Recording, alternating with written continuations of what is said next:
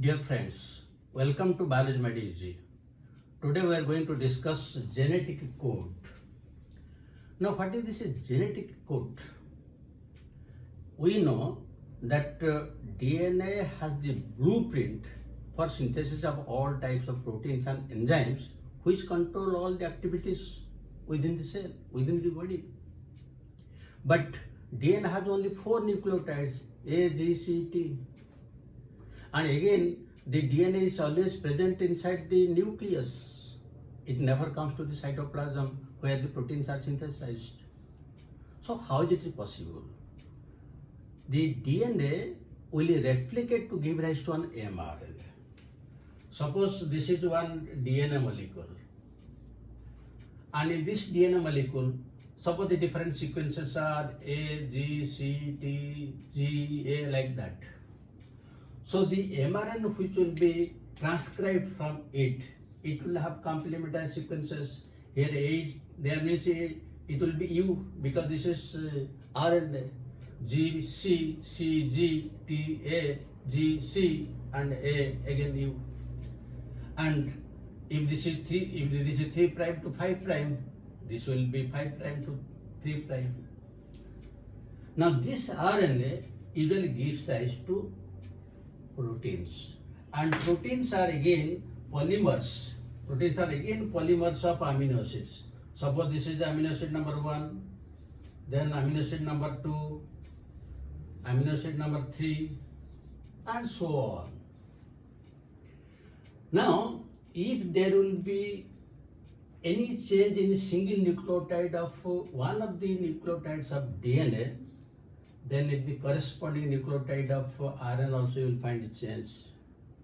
And again you will find that the amino acid will change and the protein will change. That means there is some sort of a relationship between the sequence of arrangement of nucleotides of DNA RNA with that of the sequence of amino acids in the protein. This relationship between arrangement of a sequence of nucleotides of the mRNA with the arrangement of sequence of amino acids of the protein is known as genetic code.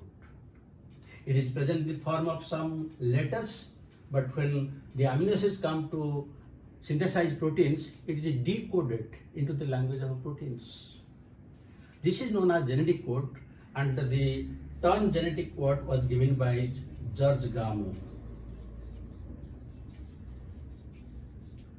Now, for protein synthesis, there are 20 amino acids, but the sequences in the RNA are only 4, U, C, A, G. How it is possible that the 4 letters, they will degenerate 20? So Gamow thought, if 1 will represent 1, then maximum it can represent 4 amino acids, U, C, A, G. If they will form a checkerboard like UCAG and UCAG, then it will be 4 square 16, which U, UC, UA, UG, like that 16 will be there. Again, there is shortage. Theoretically, there is shortage because amino acid 20. Then he thought of triplet. If 3 will combine together to represent one amino acid, then it will give rise to 64. Theoretically it is possible because the amino acids are 20 in number, while now the codons will be 64. So in that case, this is the first letter, this is the second letter, and the third letter for each case, UCAG, UCAG, UCAG, UCAG. That means altogether we will get 64 codons. So if all these things will be written, UCAG first letter, UCAG second letter, then UCAG, UCAG, for all, each one will write, there will be 64 codons, and that is known as genetic code dictionary. Now, how each codon represents one amino acid, these were experimentally proved by different scientists.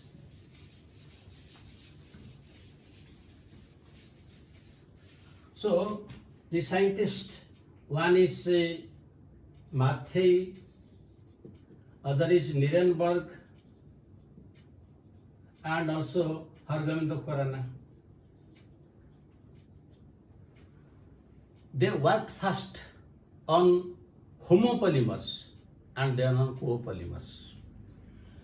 Suppose they synthesized one RNA having only U. That means only uridylic acid. And they found that only phenylalanine like this it is synthesized. And what is the number of this phenylalanine? Suppose here they have taken 300 uridylic acid, then the number of phenylalanine is 100. So now it is proved that then the code is a triplet. Similarly, they took AAA and they found AAA is equal to lysine. They took GGGG and it gave rise to glycine. CCC, proline. But by this use of homopolymers only maximum of these 4 can be identified or decoded. But what about others? Again they started heteropolymer. In heteropolymer they used two nucleotides. Suppose CU, these two are taken. Then CU, like a particular number. Suppose 100, 200, 300. Now the codons will be CUC, UC, and 2 amino acids are alternately arranged. Leucine and serine. Again leucine and serine. So by this method of heteropolymer, they were able to identify all the codons. But finally, it was proved by Nirenberg. Nirenberg conducted the experiment 64 times. He took, suppose, U. This has one mRNA, mini messenger, and what is the amino acid attached to it? And that is the final one. So in this way, the genetic code was decoded, deciphered. Now, what are the properties of this genetic code? Number 1, genetic code is always triplet, as we have discussed. Number 2, it has polarity, means always it will be read from 5' to 3', never in the reverse direction. Suppose this is one mRNA and these are the nucleotides, this is 5' to 3'. Suppose it is A, G, C, U, A, like that. So A, G, C, U, A, G, you will read like that. But if you will read from that side, it will just reverse. G, A, U, it will code for a different amino acid. Similarly, this A, G, C, it will be read as C, G, A. So only this direction it is read. Next point, it is commaless, means this one mRNA, this is the A, G, C, U, A, G, C. Now, this is A, G, C is one codon. Next will be UAG. This U cannot have any break. It has to continue. Then another, this codon is not possible. Always it will be UAG. That means there is no comma, there is no punctuation. Next point. It is non-overlapping. This is AGC is one codon, and the next codon is UAG. That means here each one is taking part in only one codon. Suppose there will be another codon as GCU. That means G is taking part in first codon AGC. Again, it is taking part in GCU. And C can take part in 3 codons. This is not possible. Only one nucleotide will take part only in one. The next point, it is always universal. That means the same codon codes for the same amino acid starting from bacteria to human being and also in all plants. Universal. Next point. Out of the 64 codons, it was found that 61 have sense. That means they code for a specific amino acid, while 3 are nonsense codons. And what are these 3? UAA, UAG, and UGA. This is ochre, this is amber, this is opal. These 3, they do not code for any amino acid. Next point. Initiation codon. Whenever there will be protein synthesis, always in the starting point you will find AUG, and that will code for methionine. Next, termination codons. And termination codons are those 3 nonsense codons UAA, UAG, and UGA. If any one of them will be present, the protein synthesis will be terminated there. Then you come to the next point.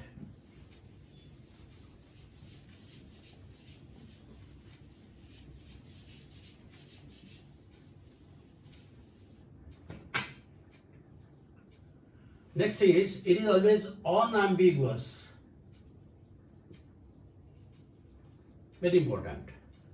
That means there are 64 codons, and each codon will always specify a particular amino acid. Suppose you take the case U. This will always specify only phenylalanine. It will not code for any other thing. That is known as unambiguous. That means there is no doubt. The next point. The genetic code is a degenerate. This is just the reverse of this unambiguous. There are only 20 amino acids, but 61 codons are there. So how these 20 amino acids will code for 61 codons? That means for each amino acid there is more than one codon. Except methionine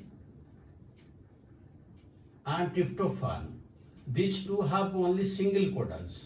Except these 2 amino acids among the 20, the rest 18, some have 2, some have 3, 4, and up to 6 codons are there. And whenever more than one codon represents it, it is known as genetic code is degenerate, and those are known as synonyms. Suppose U and UC, both of them code for phenylalanine. That means these 2 are synonyms. Anyone is present, phenylalanine will come. Then next point. The genetic code is wobble. This is very important. Wobble means a half mad. Now, what is the meaning of this? Now, this wobble hypothesis was proposed by Crick when they suggested this famous model. In wobble hypothesis, what he told, there are only 20 amino acids, 61 codons, and these 61 codons will be identified by the anticodon of tRNA. But tRNA are not 61 number. There are only around 30 to 40 tRNA molecules are there, means 30-40 anticodons are there. That means one tRNA can identify more than one codon. That is known as economy in the use of genetic code. So how is it possible? Suppose this is one mRNA. This is 5' to 3', and here suppose it is A, U, G, C, G, A, like that. So when one tRNA will come with an anticodon, the anticodon, this is A, so here it will be U, this is U, A, G, this will be C. This is the anticodon. This is 5', so it will be 3'. This side 3', so it will be 5'. That means here UAC and AUG, they will pair with each other. Now, suppose this is the third base of the codon. This base is wobble, means half mat. That means here it is C is there. C is a pyrimidine and this is a purine. Now if this will be replaced by the other one, A, then also it will identify the same amino acid. That is known as wobble hypothesis. The wobble hypothesis I will discuss in a separate video because it is very complicated and so many things are there. Usually, just you remember for the time being, if here any one of the base pairs, adenine and guanine are there, both are purines, then they can pair with U in the anticodon. And if at this position, any one of the C or U, both are pyrimidines, then they can pair with G in this position of the anticodon. That is very important. That means a less number of tRNA molecules can pair with more number of codons. This is known as wobble hypothesis proposed by Crick. I hope you have understood the genetic code perfectly. Now I will give you few questions.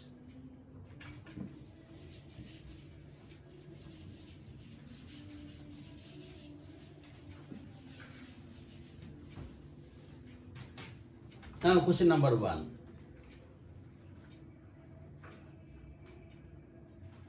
In question number 1, you can write one codon specifies one amino acid. Then it will be degenerate,